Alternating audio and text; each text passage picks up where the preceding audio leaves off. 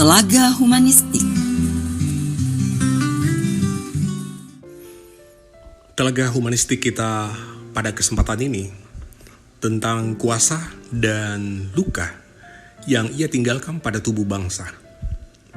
Di negeri ini, kekuasaan sering datang seperti hujan tropis, deras, tiba-tiba, dan sering meninggalkan genangan. Setiap pergantian rezim, kita disuguhi janji seolah-olah arah bangsa akan diubah total. Padahal, di balik layar, struktur kuasa itu sangat jarang benar-benar bisa berganti. Elit lama berganti wajah, tapi jaring kepentingan tetap utuh. Luka kolektif rakyat pun tidak sembuh-sembuh, hanya disapu dengan cat baru agar tampak seakan segar. Michel Foucault mengingatkan bahwa kuasa bukan sekedar kursi presiden atau parlemen. Kuasa menyelinap dalam bahasa kebijakan.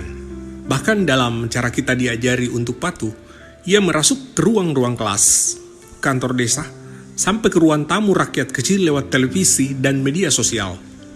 Luka kolektif bangsa pun tidak hanya lahir dari kebijakan besar yang gagal, tapi juga dari pengulangan kecil yang menindas, birokrasi yang berbelit, aparat yang arogan, janji politik yang diputar menjadi propaganda.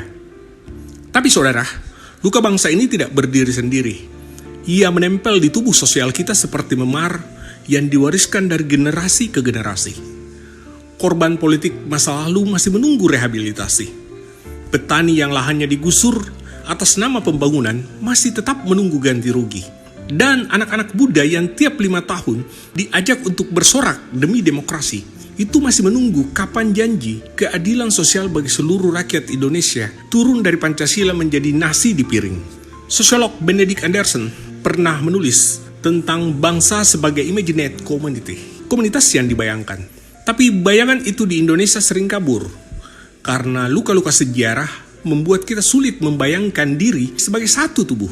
Bagaimana kita bisa merasa satu bangsa jika sebagian warganya masih merasa terbuang dari panggung politik? Bagaimana bisa kita merasa merdeka jika sebagian suara rakyat hanya dianggap angka, bukan makna? Kuasa, bila ia tak dikelola dengan etika, akan selalu meninggalkan luka yang tidak kasat mata, tapi terasa dalam kegetiran sehari-hari. Luka yang membuat rakyat apatis, sinis, bahkan lelah untuk percaya. Dan luka kolektif semacam inilah yang sangat-sangat berbahaya, sebab bangsa kehilangan kepercayaan pada dirinya sendiri, dan pelan-pelan akan kehilangan daya untuk bermimpi. Maka tugas kita bukan sekedar menunggu elit untuk berganti, tugas kita adalah memastikan bahwa kuasa, bagaimanapun bentuknya, tidak lagi mengulang pada pola lama, menjanjikan penyembuhan, tapi justru menorehkan luka baru. Sebab bangsa ini terlalu berharga untuk terus-menerus menjadi pasien abadi dari permainan kuasa. Saya Ansar Aminullah dalam Telaga Humanistik.